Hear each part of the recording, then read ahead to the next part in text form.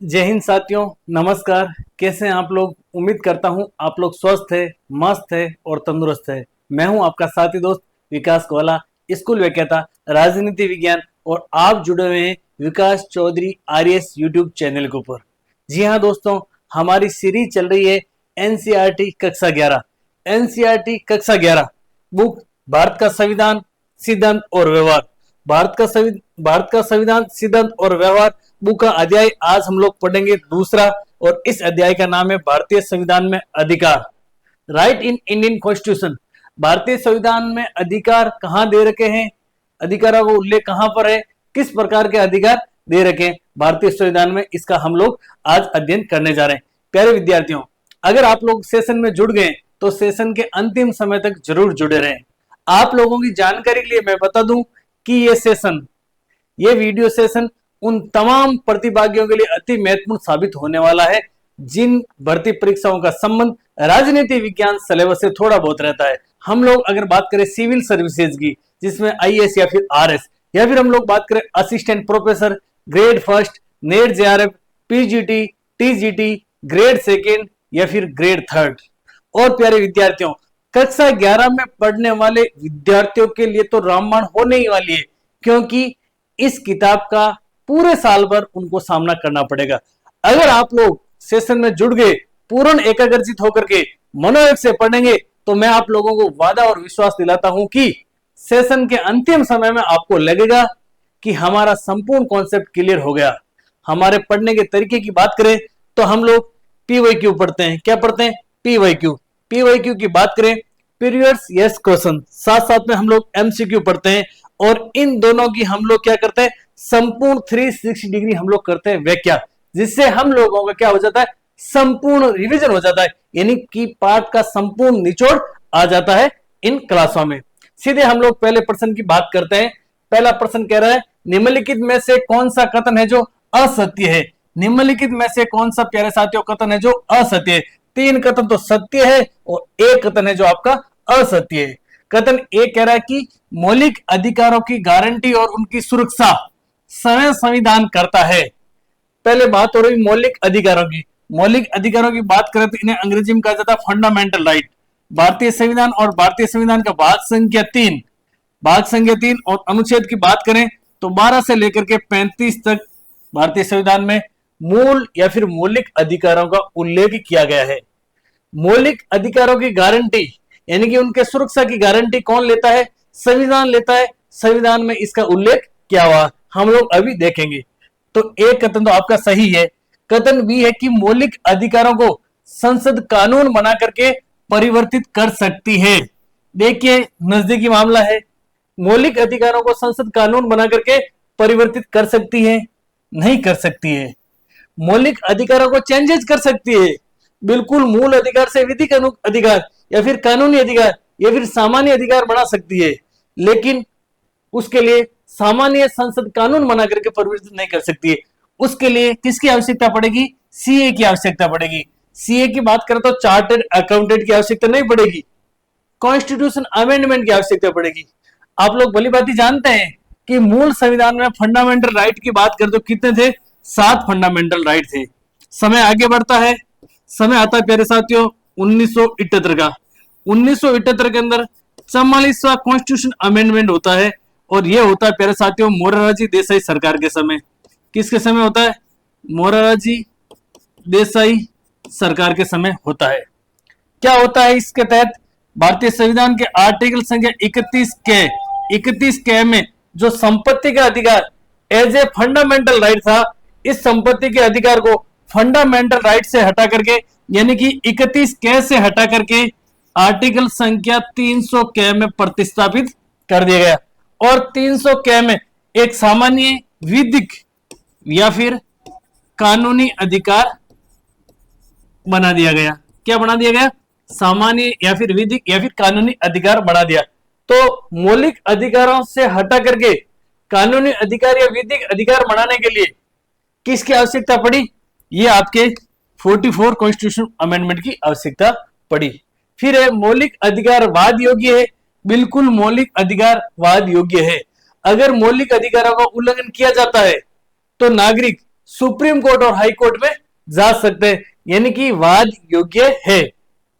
आगे कि सरकार के कार्यों से मौलिक अधिकारों के हनन को रोकने की शक्ति और इसका उत्तरदायित्व न्यायपालिका के पास में है, बिल्कुल न्यायपालिका के पास में। और हम लोग बात करें आर्टिकल संख्या 32, आर्टिकल संख्या 32 के तहत नागरिक कहां जा सकते हैं? सुप्रीम कोर्ट में जा सकते हैं। और आर्टिकल संख्या हम लोग 226 की बात करें, इस आर्टिकल के तहत नागरिक जा सकते हैं हाई कोर्ट में। अनुच्छेद 32 को डॉक्टर भीमराव अंबेडकर जिन्हें भारतीय संविधान का जनक और जननी भी कहा जाता है, संविधान की आत्मा या फिर संविधान का हृदय कहा। क्यों कहा है संविधान का हृदय या फिर आत्मा? कि अगर मौलिक अधिकारों का उल्लंघन होता है तो सीधे सीधे नागरिक कहां जा सकते हैं? सुप्रीम कोर्ट में जा सकते हैं। और सुप्रीम कोर्ट मौलिक अधिकारों का उल्लंघन, हनन को रोक देगा, मौलिक अधिकारों की गारंटी या फिर सुरक्षा प्रदान करेगा। इसी वजह से डॉक्टर बी.आर. अम्बेडकर साहब ने अनुच्छेद 32 को संविधान का हृदय या फिर आत्मा कहा। तो इस प्रश्न में आपका सही उत्तर क्या हो जाएगा प्यारे साथियों? बी, यानी बी कथन जो क्या है? बी कथन है प्यारे साथियों, असत्य कथन है, यानी कि सत्य कथन नहीं है। अगला प्रश्न देखिए, अगला प्रश्न आपके क्या कह रहा है? निम्नलिखित में से किस प्रावधान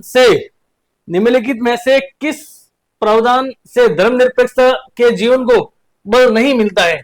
यहां पर धर्मनिरपेक्षता की बात हो रही है। धर्मनिरपेक्षता या फिर हम लोग कह सकते हैं सेक्युलरिज्म या फिर पंथ निरपेक्षता की बात हो रही है। किस प्रावधान से धर्मनिरपेक्षता के जीवन को बल नहीं मिलता है? एक प्रावधान है चारों में से जिससे धर्मनिरपेक्षता को बढ़ावा नहीं मिलता है। कथन ए है भारत का कोई राजकीय धर्म नहीं है। बिल्कुल सही कथन है, भारत का कोई राजकीय धर्म नहीं है। कथन बी है सरकारी नौकरियों में नियुक्ति के संबंध में सरकार धर्म के आधार पर भेदभाव नहीं करेगी। बिल्कुल यह कथन भी एकदम सही है, सरकारी नौकरियों में नियुक्ति के संबंध में सरकार धर्म के आधार पर भेदभाव नहीं करेगी। और ये कहां पर लिखा हुआ है? तो ये 16(2) के अंदर लिखा हुआ। कहां पर लिखा हुआ? लोक नियोजन में धर्म, जाति, मूल वंश, क्या क्या लिखा हुआ देखिए, धर्म, मूल वंश, जाति, लिंग, उद्भव, निवास स्थान और जन्म स्थान, ये 7 आधार है। कितने आधार है? 7, 1 2 3 4 5 6 और 7। धर्म, मूल वंश, जाति, लिंग, उद्भव, निवास स्थान और जन्म स्थान के आधार पर लोक नियोजन के अंदर सरकार है जो भेदभाव नहीं करेगी। ऐसा कहां पर लिखा हुआ है? ऐसा आपके 16(2) में लिखा हुआ। प्यारे विद्यार्थियों, इनका क्रम भी पूछ सकते हैं। क्रम ऐसा आएगा कि भारतीय संविधान के आर्टिकल 16 के सब क्लोज 2 में ऐसा लिखा हुआ है कि लोक नियोजन के आधार पर भेदभाव नहीं किया जाएगा। शब्दों को क्रमानुसार जमाए, बेर एक्ट के अनुसार आप लोगों को जमाना है। तो धर्म, मूल वंश, जाति, लिंग, उद्भव, निवास स्थान और जन्म स्थान, इसके आधार पर क्या नहीं किया जाएगा? भेदभाव नहीं किया जाएगा। कथन सी कह रहा है कि शासकों से अलग धर्म को मानने वाले लोगों को शासकों द्वारा मान्य धर्म को ही स्वीकार करने के लिए विवश करना। अब देखिए, निम्नलिखित में से किस प्रावधान से धर्मनिरपेक्षता के जीवन को बल नहीं मिलता है? इन दोनों में तो धर्मनिरपेक्षता की साफ साफ झलक दिखाई दे रही है। कथन सी देखना, आप अच्छे से पढ़ना। शासकों से अलग धर्म को मानने वाले लोगों को शासकों द्वारा मान्य धर्म को ही स्वीकार करने के लिए विवश अगर करेंगे तो फिर भाई साहब कहां रही धर्मनिरपेक्षता? मान लीजिए कोई ए नाम का शासक है, ए नाम का शासक है, उसका धर्म हिंदू है या फिर मुस्लिम है या फिर ईसाई, जो भी है, वो प्रजा को कहता है कि जो मेरा धर्म है वही आप मानो, तो धर्मनिरपेक्षता की बात नहीं आ रही ना, धर्मनिरपेक्षता है ही नहीं। वो राज्य तो धार्मिक राज्य होगा। शासकों से अलग धर्म को मानने वाले लोगों को शासकों द्वारा मान्य धर्म को ही स्वीकार करने के लिए विवश करना, ये धर्मनिरपेक्षता का आधार नहीं है। सीधा सीधा आपका सी है जो सही हो जाएगा। अगला देख लीजिए, राज्य द्वारा संचालित शैक्षणिक संस्थाओं में न तो किसी धर्म का प्रचार किया जाएगा और न ही कोई धार्मिक शिक्षा दी जाएगी। किस आर्टिकल में ऐसा लिखा हुआ है? फटाफट से आप लोग कमेंट करके बताएं। भारतीय संविधान के आर्टिकल 25 से लेकर के 28 तक किसका उल्लेख है? धार्मिक संस्थाओं का उल्लेख है। आप लोगों को बताना है कि राज्य द्वारा संचालित शैक्षणिक संस्थाओं में न तो किसी धर्म का प्रचार किया जाएगा और न ही कोई धार्मिक शिक्षा दी जाएगी। ये किस आर्टिकल में लिखा हुआ है? अगला प्रश्न देखिए प्यारे साथियों, अगला प्रश्न,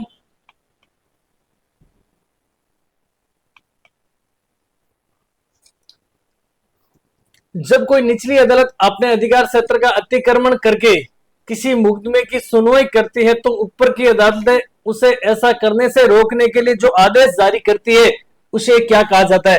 जब कोई निचली अदालत, बात करें हम भारत में न्यायपालिका की, तो न्यायपालिका की पिरामिडीय स्थिति है। किस प्रकार की है? पिरामिडीय स्थिति है। सबसे ऊपर की बात करें तो आपके सुप्रीम कोर्ट है, उसके बाद में आपके हाई कोर्ट है, उसके बाद में आपके डिस्ट्रिक्ट कोर्ट है। क्या है? डिस्ट्रिक्ट कोर्ट है। अब देखिए, जब कोई निचली अदालत अपने अधिकार क्षेत्र का अतिक्रमण करके किसी मुकदमे की सुनवाई करती है तो ऊपर की अदालत ने उसे ऐसा करने से रोकने के लिए जो आदेश जारी करती है उसे क्या कहा जाता है? मान लीजिए कोई मामला हाई कोर्ट के लेवल का है और डिस्ट्रिक्ट कोर्ट या फिर सेशन कोर्ट में उसकी सुनवाई हो रही है, तो हाई कोर्ट उसको साफ साफ शब्दों में आदेश दे सकता है कि भाई साहब, ये आपके क्षेत्राधिकार का मामला नहीं है, आपके अधिकार क्षेत्र का मामला नहीं है, ये हमारे अधिकार क्षेत्र का मामला है। आप इस मामले को जाए वहीं रोक दीजिए और हमारे पास भेज दीजिए। ये बात हो रही है। किस प्रकार की रिट में ऐसा कहा गया है? बंदी प्रत्यक्षीकरण, परमादेश, निषेध आदेश या फिर अधिकार पर्चा? सही उत्तर हो जाएगा आपका निषेध आदेश। इसे कहा जाता है प्रोहिबिशन, यानी हम आपको मना करते हैं। निषेध आदेश का मतलब है मना करना, मना करना। ये रिट कहां पर है? तो भारतीय संविधान का आर्टिकल 32 में है। आप लोग भली भांति जानते हैं अनुच्छेद 32 और अनुच्छेद 32 में 5 प्रकार की रिट्स है। कितने प्रकार की है? 5 प्रकार की रिट्स है। आपके अक्सर क्रमानुसार जमाने का प्रश्न आ सकता है। अब लगे हाथ आपको यह भी बता देते हैं कि बंदी प्रत्यक्षीकरण, बंदी प्रत्यक्षीकरण को अंग्रेजी में कहा जाता है आपके हैबियस कॉर्पस।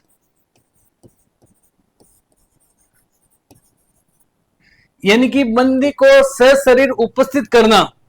मान लीजिए किसी व्यक्ति को किसी ने अपराध किया है, उसको गिरफ्तार कर लिया जाता है और 24 घंटे तक मजिस्ट्रेट के सामने पेश नहीं किया जाता है, तो उसके घर वाले कोर्ट में जा सकते हैं, कह सकते हैं कि बंदी को सशरीर उपस्थित करो हमारे सामने। सशरीर उपस्थित करना। ठीक है मेरे साथियों। परमादेश, इसको अंग्रेजी में कहा जाता है मैंडेमस। ठीक है। अधिकार पर्चा को कहा जाता है क्यू वारंटो। परमादेश का मतलब है कि हम आदेश देते हैं। मान लो कोई काम नहीं हो रहा है तो अधिदेश को उच्च अधिकारी आदेश दे सकता है कि आपको यह काम करना है। हम आदेश देते हैं आपको यह काम करना है। अधिकार पर्चा, अधिकार पर्चा का मतलब है कि कोई व्यक्ति सार्वजनिक पद पर बैठा है और वो उस सार्वजनिक पद के योग्य नहीं है, तो उसके खिलाफ एक नोटिस आ सकता है कि आप इस पद पर किस अधिकार के तहत बैठे हैं। समझने बात को। अब आगे अपकमिंग एग्जाम में प्रश्न यह बन सकता है कि इन रीट्स को भारतीय संविधान के आर्टिकल 32 में जो 5 रीट्स दे रखी है ना, इनको क्रमानुसार जमाएं। तो सबसे पहले प्यारे साथियों आपके आएगी कौन सी? बंदी प्रत्यक्षीकरण। बंदी प्रत्यक्षीकरण, बंदी का नाम आते कईयों के चेहरे खिलखिलाते हैं। बंदी प्रत्यक्षीकरण, उसके बाद में परमादेश,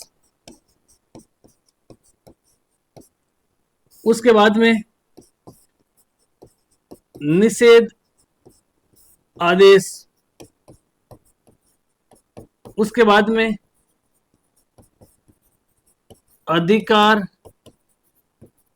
पर्चा और उसके बाद में बात करें ना तो अंत में आएगा आपका उत्प्रेषण। अब देखिए कई किताबों में ये आपके 1 नंबर पे आएगा, ये आपके 2 नंबर पे आएगा, ये 3 पे। कई गाइडों के अंदर इसको है जो 5 पे ले जाएगा यार, इसको 4 पे। लेकिन आप लोगों को ध्यान रखना ये 4 पे आएगी रेट और ये 5 पे ही आएगी। बंदी प्रत्यक्षीकरण को क्या कहा जाता है? Habeas corpus. परमादेश को कहा जाता है मैंडेमस। निषेध आदेश को कहा जाता है प्रोहिबिशन। अधिकार पर्चा को कहा जाता है क्यू वारंटो और उत्प्रेषण को कहा जाता है सर्सियरी। क्या कहा जाता है? सरसरी। ये वेरी इंपॉर्टेंट है, आप इसके ऊपर क्या लगा लीजिए, इसको ऊपर जो प्यारे साथियों 7 स्टार लगा लीजिए। अगला प्रश्न देखिए, अगला प्रश्न आपके, राज्य के नीति निर्देशक तत्वों के पीछे वह कौन सी शक्ति है जो सरकार को यह बाध्य करेगी कि वह नीति निर्देशक तत्वों को गंभीरता से ले। राज्य के नीति निर्देशक तत्वों की बात आ रही है, इसे अंग्रेजी में कहा जाता है आपके DPSP, directive principle of state policy. राज्य के नीति निर्देशक तत्व, भारतीय संविधान और भारतीय संविधान की भाग की बात करें तो भाग 4 अनुच्छेद 36 से लेकर के 51 तक भारतीय संविधान में डीपीएसपी का उल्लेख है। ध्यान रखना प्यारे साथियों, डीपीएसपी वाद योग्य नहीं है। डीपीएसपी लागू करे या नहीं करे ये सरकार के ऊपर है, जबकि मूल अधिकारों को लागू करना आवश्यक होता है। अगर मूल अधिकारों का उल्लंघन कोई सरकार करती है तो नागरिक भारतीय संविधान के आर्टिकल 32 और आर्टिकल 226 के तहत कोर्ट में या फिर न्यायपालिका में जा सकते हैं। ये देखिए, राज्य के नीति निर्देशक तत्वों के पीछे वह कौन सी शक्ति है जो सरकार को यह बाध्य करेगी कि वह नीति निर्देशक तत्वों को गंभीरता से ले।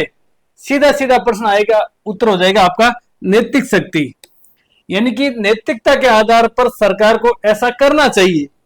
समझ रहे, यह सरकार के लिए बाध्यकारी नहीं है। सामान्य तौर पर सरकारें लोक कल्याणकारी कार्य के तहत नीति निर्देशक तत्वों को क्या देती है, बढ़ावा देती है, लेकिन यह नहीं है कि सरकार को करना ही पड़ेगा। समझ रहे, जैसे कि मूल अधिकारों को तो भारतीय संविधान के मूल अधिकारों का जिक्र है, उल्लेख है, तो मूल अधिकारों को लागू करना पड़ेगा सरकार को।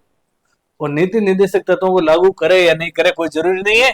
नैतिक शक्ति के आधार पर सरकारें चाहती है तो उनको अधिक रूप में और चाहती है तो नॉर्मल रूप में लागू कर सकती है। ठीक है,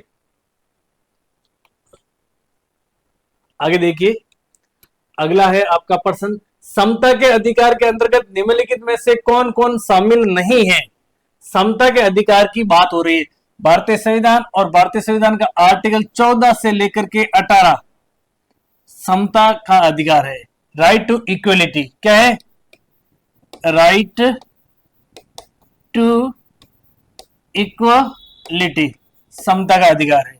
कानून के समक्ष समानता या कानून के समक्ष समता की बात करें तो भारतीय संविधान का आर्टिकल संख्या 14, धर्म, मूलवंश, जाति, लिंग या जन्म स्थान।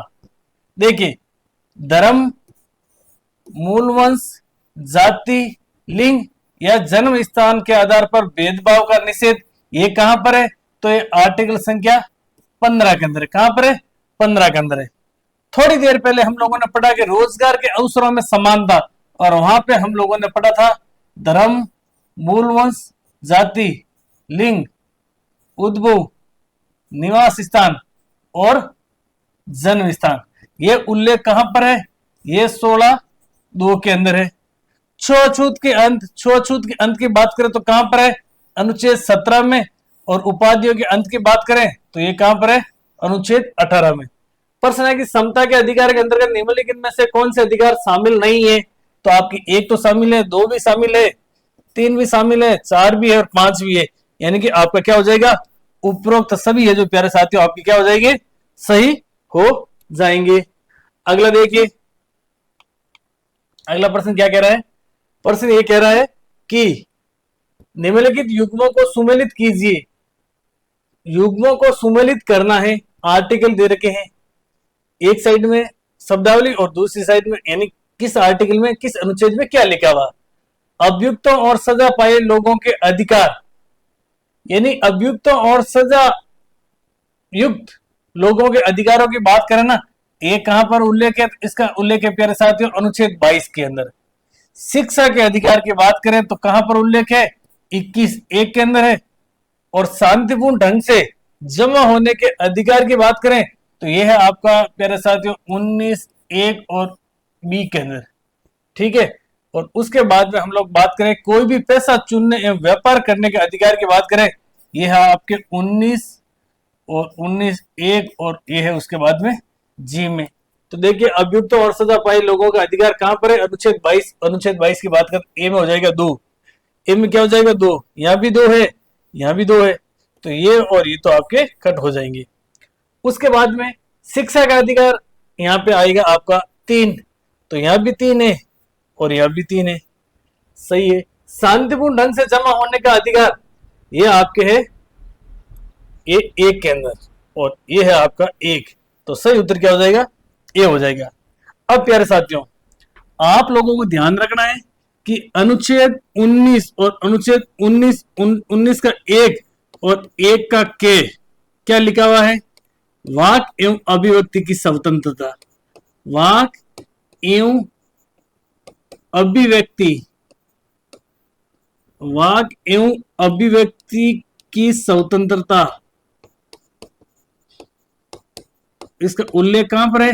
तो भारतीय संविधान का आर्टिकल संख्या 19(1) के में। उसके बाद में हम लोग बात करें 19(1) और 19(1) खे की, तो क्या लिखा हुआ? निरायुध सम्मेलन कर सकते हैं बिना हथियार, या फिर अपन कह सकते हैं निरायुध, या फिर अपन कह सकते हैं शांतिपूर्ण, या फिर अपन कह सकते हैं बिना हथियार क्या कर सकते हैं? सम्मेलन कर सकते हैं। उसके बाद में हम लोग बात करें अनुच्छेद 19 और 19 के 1 ग में, तो 19(1) ग में क्या लिखा हुआ? संघ बनाने की स्वतंत्रता। संघ या फिर संगम या फिर सहकारी समितियां, सहकारी समितियां बनाने की स्वतंत्रता। उसके बाद में हम लोग बात करें 19(1) और 19(1) ग की, तो अबाध या निर्बाध रूप से घूमने का अधिकार। भारत के राज्य क्षेत्र में अबाध या फिर कह सकते हैं निर्बाध, अबाध या निर्बाध रूप से घूमने का अधिकार, घूमने का अधिकार। उसके बाद में लगे हाथ आपको यह भी बता देता हूं कि 19(1) और 19(1) अड़े में क्या है? भारत के राज्य क्षेत्र और राज्य क्षेत्र में निवास करने का अधिकार या फिर निवास करने की स्वतंत्रता। 19(1) च और इसमें क्या लिखा हुआ है? तो ध्यान रखना, वर्ती व्यापार या फिर अपन कह सकते हैं आजीविका की स्वतंत्रता। तो ये आपके 6 स्वतंत्रता दे रखी है 19(1) में। कहां पर दे रखी है? 19(1) में 6 प्रकार की स्वतंत्रता दे रखी है। इनको भी प्यारे विद्यार्थियों आप लोगों को क्या करना है? नोट डाउन कर लेना है। आगे देखिए, निम्नलिखित में से कौन सा अनुच्छेद मानव के दुर्व्यवहार और बंधुआ मजदूरी पर रोक से संबंधित है? मानव के दुर्व्यवहार और बंधुआ मजदूरी, दुर्व्यवहार और बंधुआ मजदूरी, दुर्व्यवहार या फिर अपन कह सकते हैं दुर्व्यापार और बंधुआ मजदूरी। बंधुआ मजदूरी की बात करें ना, बेगार पड़ता, पुराने समय में आप लोगों को इसी को कहा जाता है हाली मजदूरी या फिर हाली पड़ता, यानी घर के अंदर रखते थे और उसको अपन कह सकते हैं बंधक बना के रखते थे। ऐसा भारतीय संविधान के किस अनुच्छेद में है? तो 23(1) में है। अब देखिए 23(2) की बात करें ना, तो लोक नियोजन में या सार्वजनिक कार्य में उससे मजदूरी, बंधुआ मजदूरी करवाई जा सकती है। अनुच्छेद 22 की बात करें ना, तो कुछ लोक नियोजन में सजा प्राप्त व्यक्तियों के अधिकार। और अनुच्छेद 24 की बात करना, अनुच्छेद 24 के अंदर क्या लिखा है? कारखानों में 14 वर्ष से कम आयु के बालकों से कारखानों में कार्य करवाना।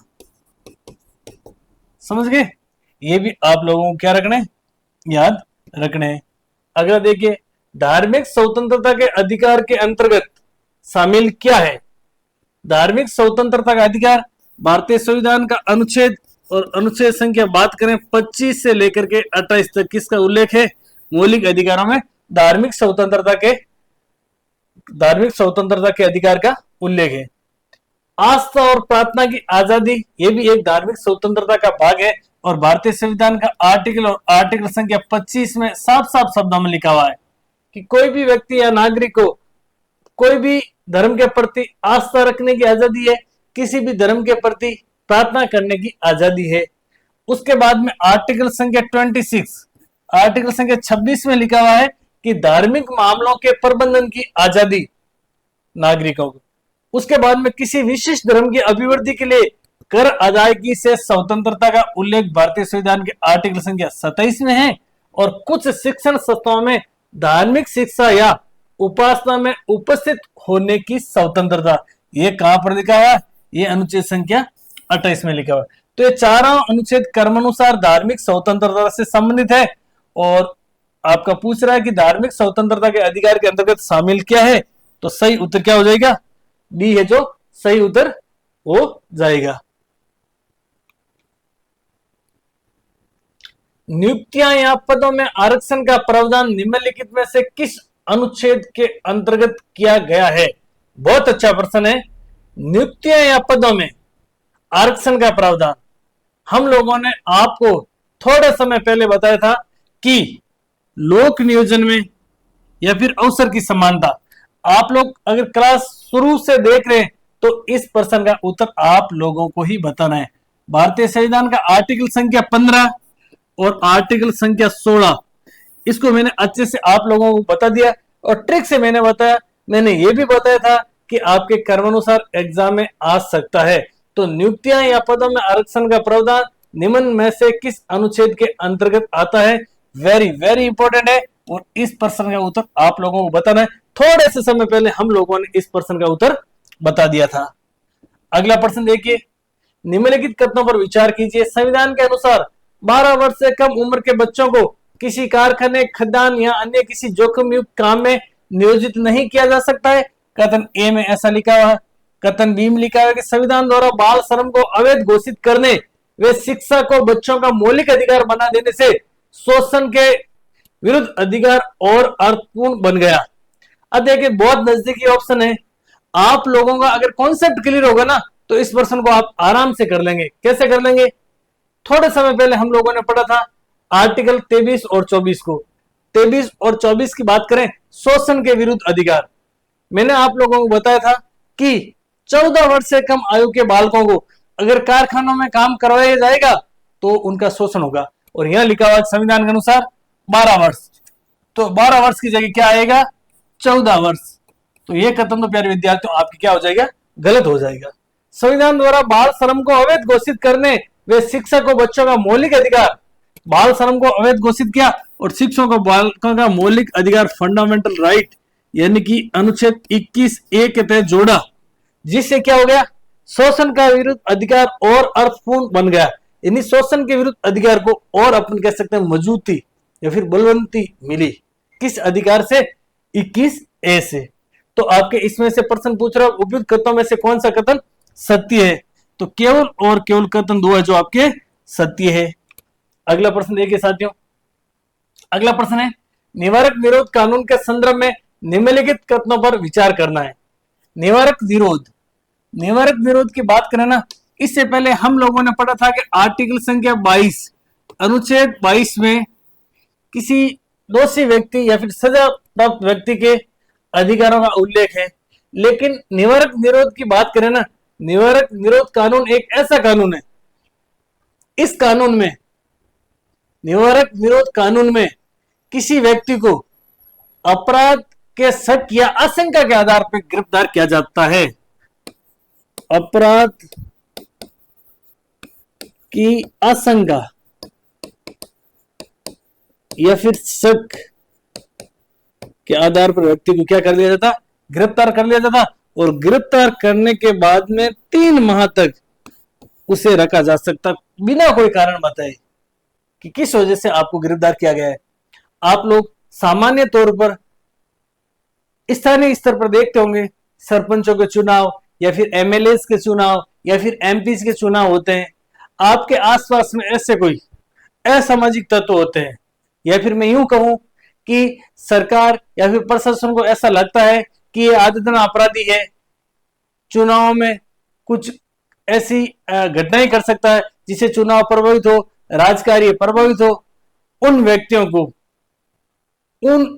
व्यक्तियों को हालांकि उन्होंने अभी तक अपराध नहीं किया है, लेकिन अपराध के पूर्व शक के आधार पर उनको गिरफ्तार कर सकते हैं और 3 माह तक उनको बिना कोई कारण बताए हुए गिरफ्तार रख सकते हैं। 3 माह के बाद का अगर समय हो गया, उसके बाद में एक सलाहकार बोर्ड की स्थापना की जाएगी और सलाहकार बोर्ड अपना निर्णय देगा, उसके आधार पर आगामी कार्रवाई होगी। तो अब देखना कथन क्या कह रहा है, कौन से कथन सत्य हैं आप लोगों को बताना है। प्रत्यक्ष रूप से निवारक निरोध कानून सरकार के हाथ में असामाजिक तत्वों और राष्ट्र विरोधी तत्वों से निपटने का हथियार है। बिल्कुल असामाजिक तत्वों और राष्ट्र विरोधी तत्वों से निपटने का क्या है, हथियार है। ये आपका एक तो बिल्कुल है जो सही हो जाएगा। अगला कथन है, इसमें कभी कभी किसी व्यक्ति को आशंका के आधार पर भी गिरफ्तार किया जा सकता है। कभी कभी किसी व्यक्ति को आशंका के आधार पर, मैंने आप लोगों को बताया अपराध की आशंका या फिर शक के आधार पर गिरफ्तार किया जा सकता है, इस आधार पर कि वह कोई गैर कानूनी कार्य करने वाला है, फिर उसे वर्णित प्रक्रिया के बिना ही कुछ समय के लिए जेल भेजा जा सकता है। यानी कि आपके दोनों कथन क्या है, दोनों कथन प्यारे विद्यार्थियों सही है। तो अपराध की आशंका ही पैदा मत करना या फिर कोई राष्ट्र विरोधी, देश विरोधी ऐसी कोई गतिविधियां मत करना जिससे कि आप लोगों को बिना कोई कारण बताए गिरफ्तार कर ले और 3 माह तक के लिए जेल भेज दे। ऐसा काम आप लोगों को करना नहीं है।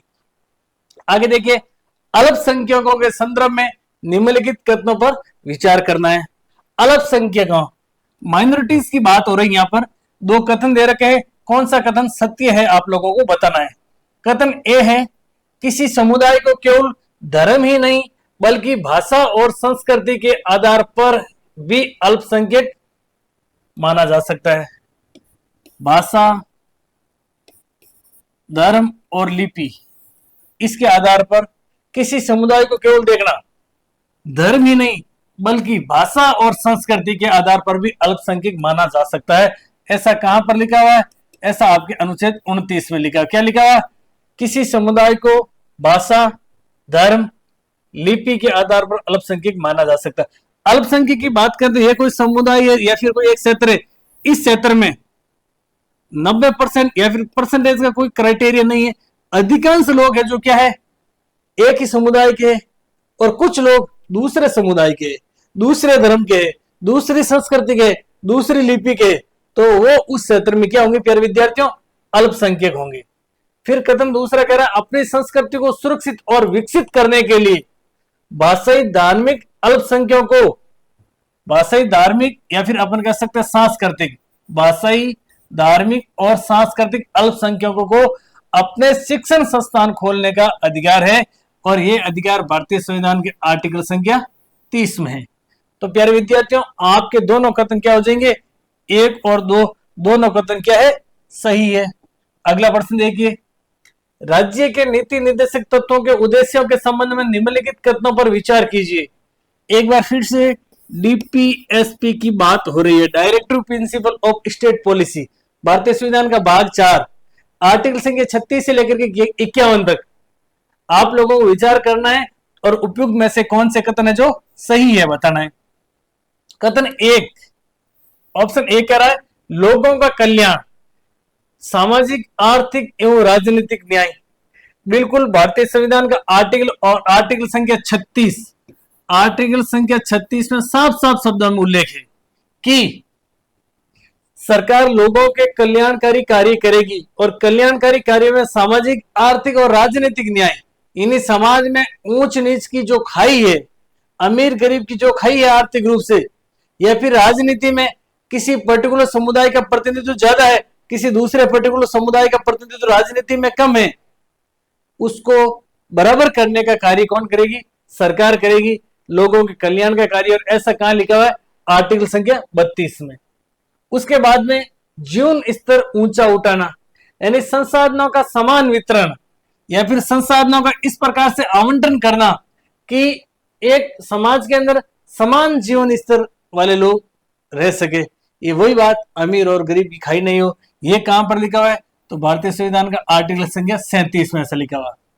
उसके बाद में हम लोग बात करें अंतर्राष्ट्रीय शांति को बढ़ावा देना। अंतर्राष्ट्रीय शांति को बढ़ावा देने की बात करना प्यारे साथियों, तो अंतर्राष्ट्रीय शांति को बढ़ावा देना भारतीय संविधान के अनुच्छेद 51 में लिखा हुआ। कहां लिखा हुआ? 51 में। तो आपके उपयुक्त तीनों कथन क्या हो जाएंगे? उपयुक्त तीनों कथन हो जाएंगे प्यारे साथियों, सही हो जाएंगे। फिर अगला प्रश्न देखिए, संवैधानिक उपचारों के अधिकार के संदर्भ में निम्नलिखित कथनों पर विचार करना है। डॉक्टर अंबेडकर ने इस अधिकार को संविधान का हृदय और आत्मा की संज्ञा दी है। बिल्कुल, इस अधिकार और इस अधिकार संवैधानिक उपचारों के अधिकार की बात करें तो अनुच्छेद 32 और अनुच्छेद 32 को डॉक्टर B.R. अम्बेडकर जिसे भारतीय संविधान का जनक और जननी कहा जाता है, इसी डॉक्टर अम्बेडकर साहब को प्रारूप समिति का अध्यक्ष भी कहा जाता है। प्रारूप समिति की बात करें ना, 29 अगस्त 1947 को प्रारूप समिति का गठन हुआ, जबकि 30 अगस्त को निर्विरोध रूप से निर्वाचित किया गया था सभापति या फिर अध्यक्ष के तौर पर। किसको? Doctor B.R. अम्बेडकर को। वही ड्राफ्टिंग कमेटी, पांडुलेखन समिति, प्रारूप समिति, जिसमें अध्यक्ष सहित कितने सदस्य थे? 7 सदस्य थे। तो कथन 1 आपका बिल्कुल सही है।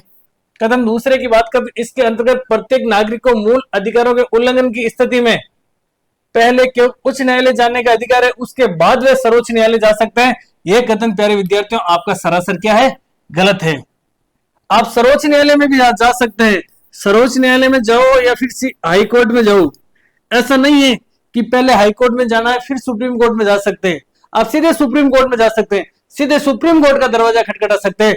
और किस अनुच्छेद के तहत? तो अनुच्छेद 32 के तहत। अगर आपको हाई कोर्ट का दरवाजा खटखटाना है तो अनुच्छेद 226 को काम में लो। तो यह कथन आपका क्या हो जाएगा? गलत हो जाएगा। और सत्य कथन की बात करें तो प्यारे विद्यार्थियों केवल और केवल कथन है ए है, क्या हो जाएगा? सत्य हो जाएगा।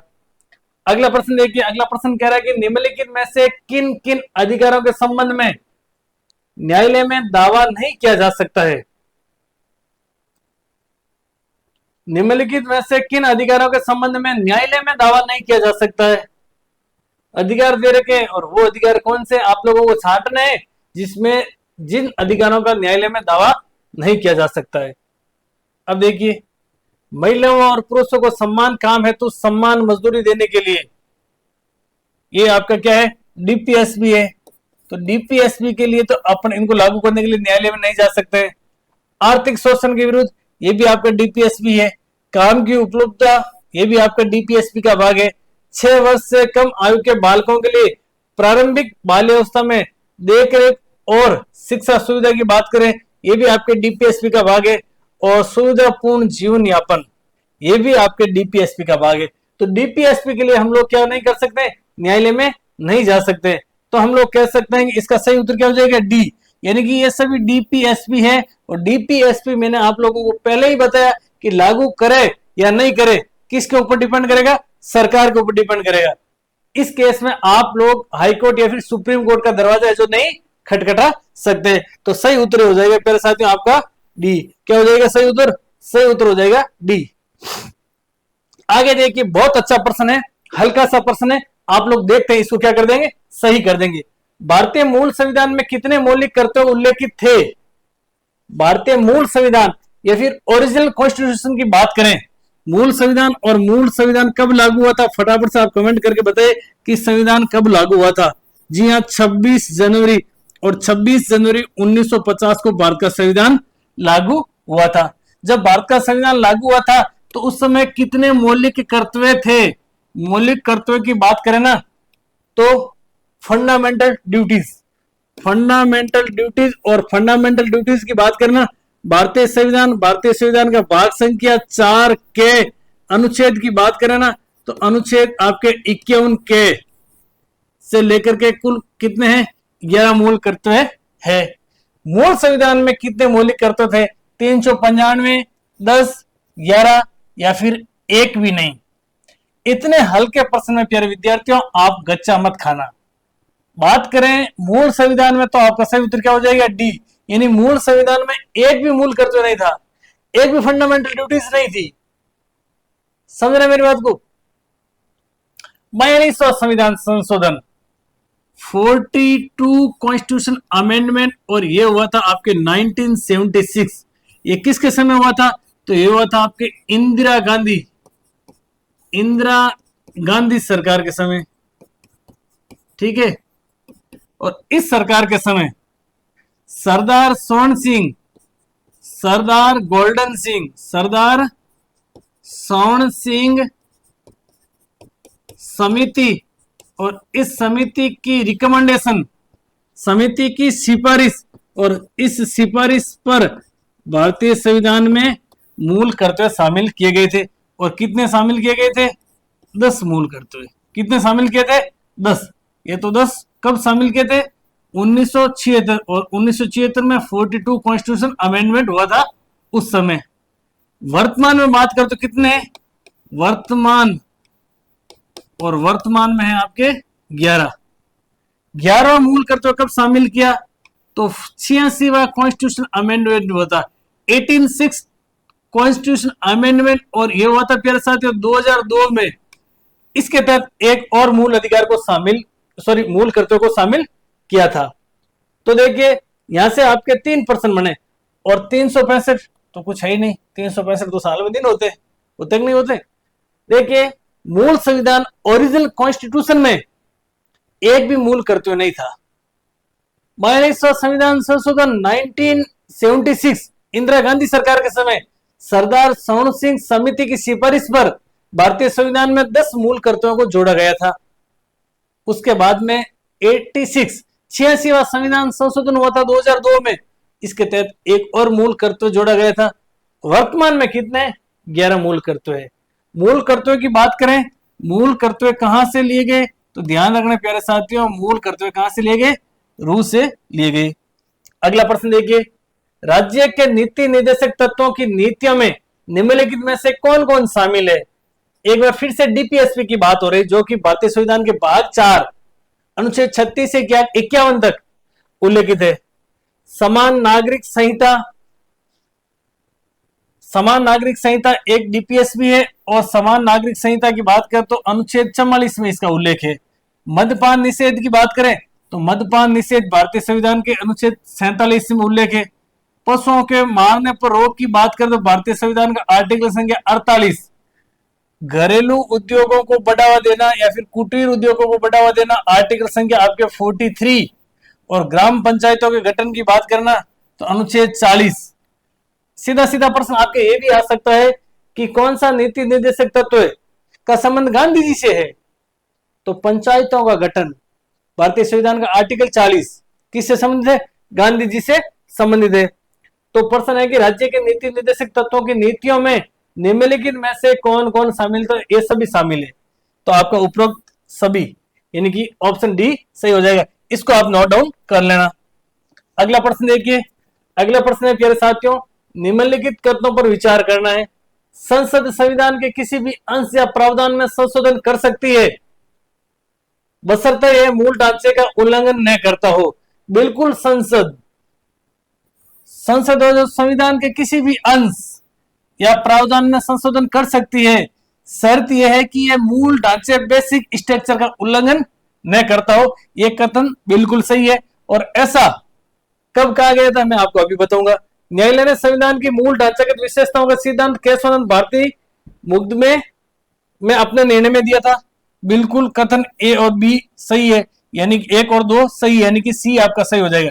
मूल ढांचे का सिद्धांत सबसे पहली बार की बात करें तो केशवानंद भारती मुकदमा, और ये आया था आपका 1973। और 1973 की बात करना 24 अप्रैल 1973 को केशवानंद भारती वाद का निर्णय आया था। और इसमें यह कहा गया कि संसद है जो संविधान के किसी भी भाग या अंश में संशोधन कर सकती है बशर्ते कि मूल ढांचे को कोई इफेक्ट या फिर नुकसान नहीं पहुंचना चाहिए। 24 अप्रैल की बात करें ना तो लगे हाथ आपको बता दूं, पंचायती राज दिवस और पंचायती राज दिवस कब मनाया जाता है? यह मनाया जाता है प्यारे विद्यार्थी आपके 24 अप्रैल को। और मास्टर ब्लास्टर सचिन तेंदुलकर का बर्थडे भी आता है आपके 24 अप्रैल को। तो ये आपके दोनों कथन क्या हो जाएंगे? दोनों कथन सही हो जाएंगे। अगला प्रश्न देखिए, न्यायालय ने संपत्ति के अधिकार को संविधान के मूल ढांचे का तत्व माना। बिल्कुल है, जो संपत्ति के अधिकार को संविधान के मूल ढांचे का तत्व माना, यह आपका एकदम सही है। 44वें संशोधन 1978 में संपत्ति के अधिकार को मौलिक अधिकारों की सूची से निकालकर अनुच्छेद 301 के अंतर्गत सामान्य कानूनी अधिकार बना दिया।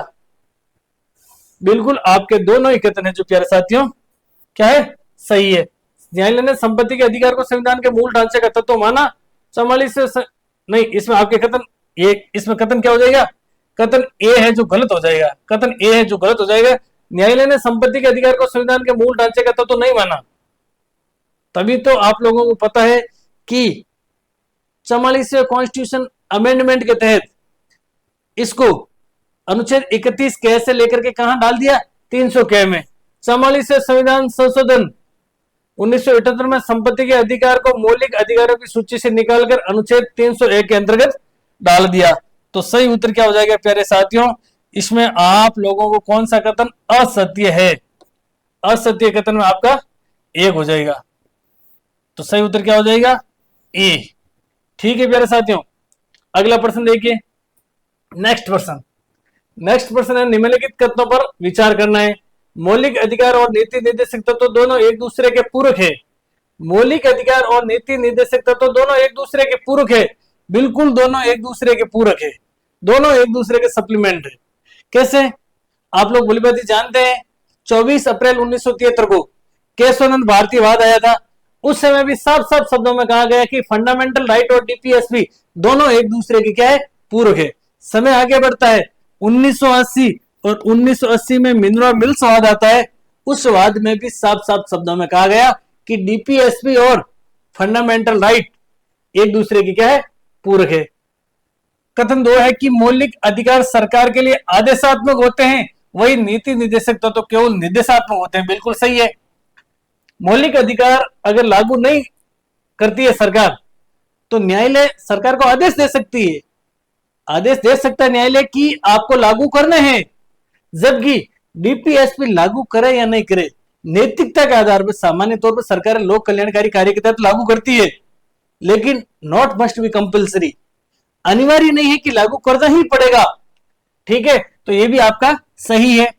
कथन 3 है कि मौलिक अधिकार खास तौर पर व्यक्ति के अधिकारों को संरक्षित करते हैं, जबकि नीति निर्देशक तत्व जो पूरे समाज के हित की बात करते हैं। बिल्कुल, जो मौलिक अधिकार है जो पर्टिकुलर इंडिविजुअल व्यक्ति के अधिकारों को संरक्षित रखते हैं या फिर व्यक्ति के अधिकारों को बढ़ाते हैं, जबकि डीपीएसपी जो पूरे समाज या फिर समूह की बात करते हैं। तो आपके ऑप्शन डी हो जाएगा, सही हो जाएगा। यानी कि सभी कथन क्या है, सभी कथन प्यारे साथियों सही है। आगे देखिए, राष्ट्रीय मानवाधिकार आयोग के संदर्भ में